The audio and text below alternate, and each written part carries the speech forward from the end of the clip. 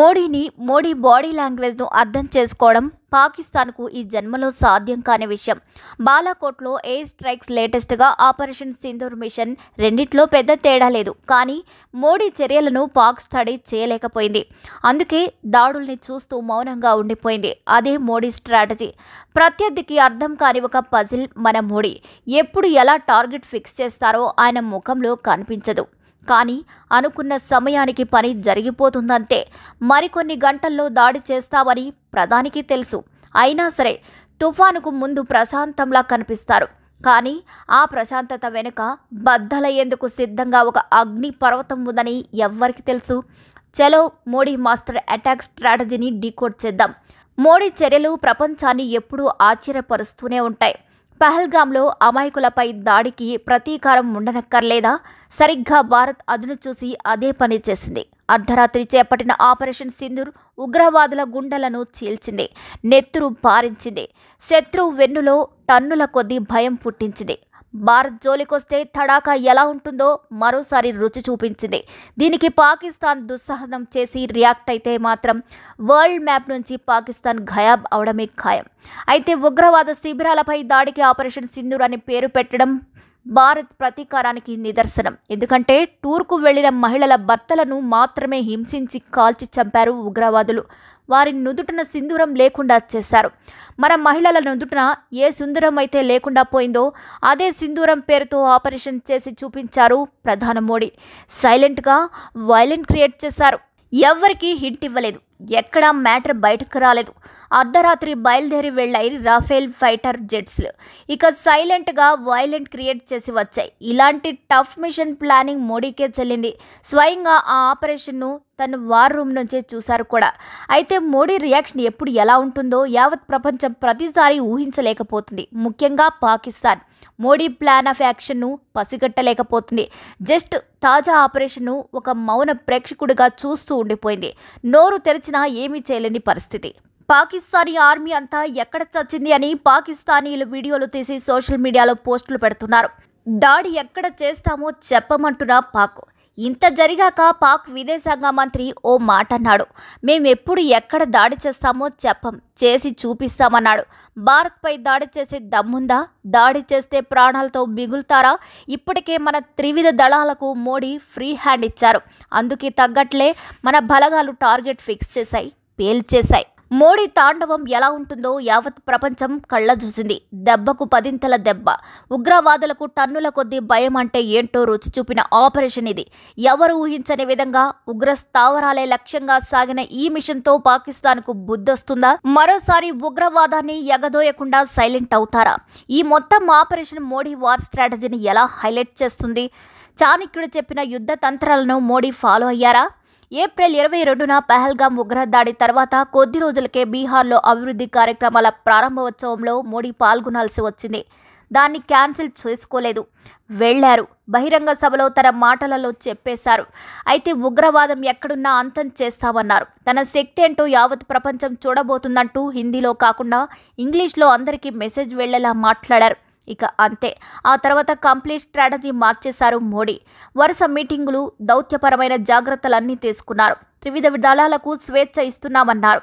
కానీ మోడీ ముఖంలో మాత్రం అటాక్ స్ట్రాటజీ ఎక్కడా కనిపించకుండా జాగ్రత్త తీసుకున్నారు.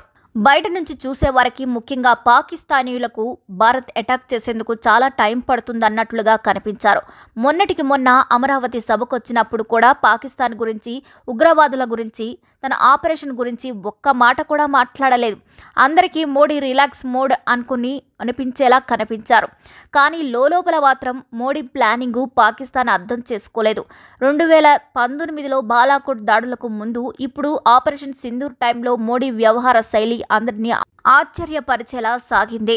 యాదృచ్ఛికమే కానీ 2 సార్లు ఇలాగే జరిగింది. పాకిస్తాన్ తనను తాను తిట్టుకోవడం తప్ప ఇప్పుడు ఏమీ చేసేది లేదు. 2019 ఫిబ్రవరి 26న బాలాకోట్పై దాడి జరిగింది.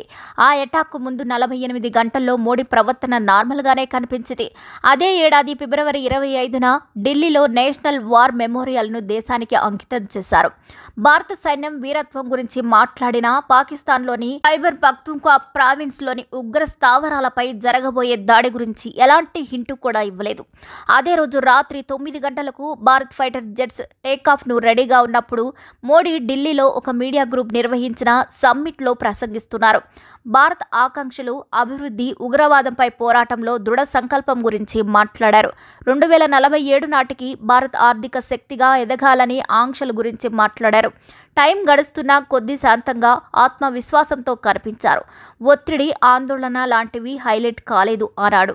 తుఫాన్కు ముందు ప్రశాంతతల, యుద్ధ సమయంలో ధైర్యం గొప్ప నాయకుడి లక్ష్యమన్నది మనస్తత్వవేత్తల అభిప్రాయం. నిజానికి మోడీ ముందు ఒక టార్గెట్ ఉంటే బ్యాక్గ్రౌండ్లో దాని గురించి మ్యాటర్ నడుస్తూనే ఉంటుంది, కానీ బయటకు కనిపించదు. కంప్లీట్ వేరే కార్యక్రమంలో బిజీగా ఉంటారు. అయితే అలాగే కనిపిస్తారు, కానీ తెర వెనుక జరిగే విధ్వంసం ఇలాగే ఉంటుంది. మోడీ ప్లాన్ ఆఫ్ యాక్షన్ను పసిగట్టలేని పాక్ మౌనంగా ఉండటం తప్ప చేసేదేమీ లేదు. అందులో భాగంగానే భారత్లో ఉన్న పాకిస్తానీలు దేశం వదిలి వెళ్లిపోవాలని ఆర్డర్ వేశారు. ఎవ్వరూ ఉండొద్దన్నారు. అందరినీ పంపించేశారు. ఆ తర్వాత కథ నడిపించారు. పాకిస్తాన్పై మాట్లాడాలని అంతా అన్నా ఆ పదాన్ని తీసుకోలేదు. పదే పదే అటాక్స్ గురించే మాట్లాడేవారు, ఆ పని చేయరు. సో మోడీ మాత్రం ఆ మాటలు మాట్లాడకుండానే చేతల్లో ఆపరేషన్ సింధూర్ చేసి చూపించారు. ఈ మొత్తం ఎపిసోడ్లో వ్యూహాత్మక ఎత్తుగడ ఏంటంటే దాడి చేసేందుకు ఇంకా సమయం ఉందని భ్రమ కల్పించడం, తాము వేరే పనుల్లో ఉన్నామని ఆలోచన వచ్చేలా చేసి శత్రుత్వ ఆలోచనలు ఏమార్చి అదే అదునుగా దాడి చేయడం కీలకంగా ఉంది. ఎడమవైపు చూపి కుడివైపు తిరిగేలా మోడీ స్ట్రాటజీ ఉంటుంది. ఆయన మాటల్లో అసలైన అంతరార్థాన్ని గ్రహిస్తేనే ఏం చేయబోతున్నారన్నది తెలుస్తుంది.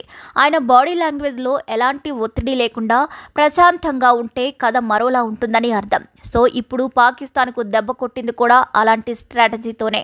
చాణక్య వ్యూహాన్నే ఫాలో అయిన ప్రధాని మోడీ యుద్ధాన్ని దేశ రక్షణ కోసం చివరి ఆయుధంగా చూడాలంటాడు చాణక్యుడు.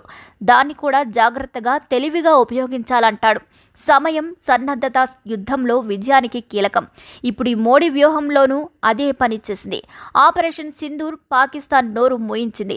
శత్రువును తప్పుదారి పట్టించడం, వారి యూనిటీని బలహీనపరచడం కీలకమన్న చాణక్య నీతిని ప్రాక్టికల్గా ఫాలో అయ్యారు ప్రధాని మోడీ. సో యుద్ధం గురించి చాణక్య నీతి సూత్రాల ఆధునిక సైత వ్యూహాలకు అన్వయించారు.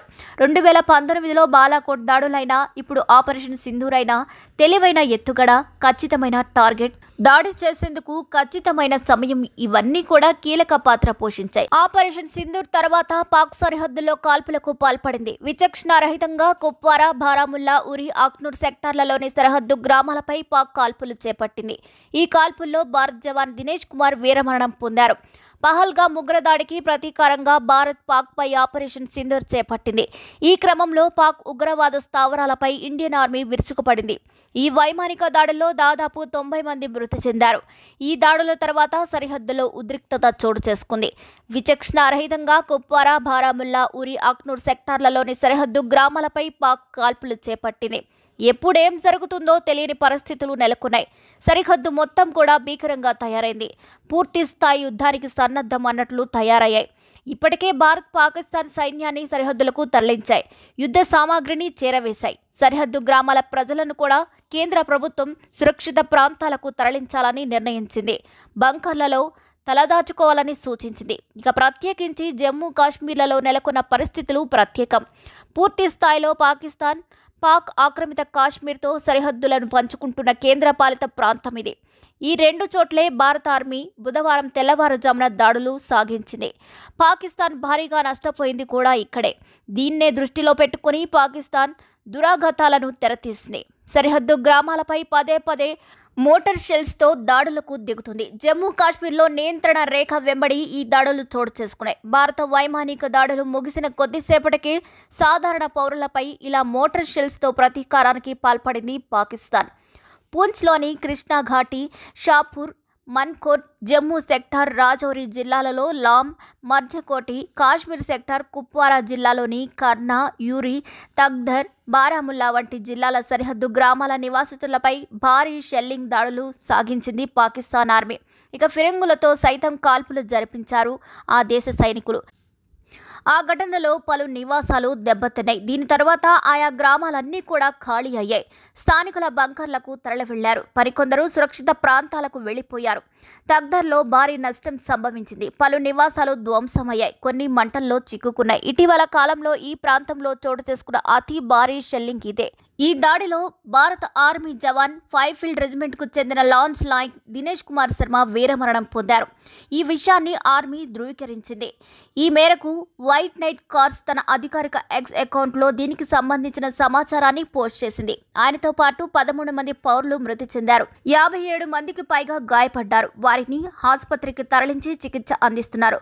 మరి ఈ వీడియోపై మీ అభిప్రాయాలు కూడా ఖచ్చితంగా కామెంట్ ద్వారా తెలియజేయండి. మరిన్ని అప్డేట్స్ కోసం మా ఛానల్ని లైక్ చేయండి, షేర్ చేయండి, సబ్స్క్రైబ్ చేయండి.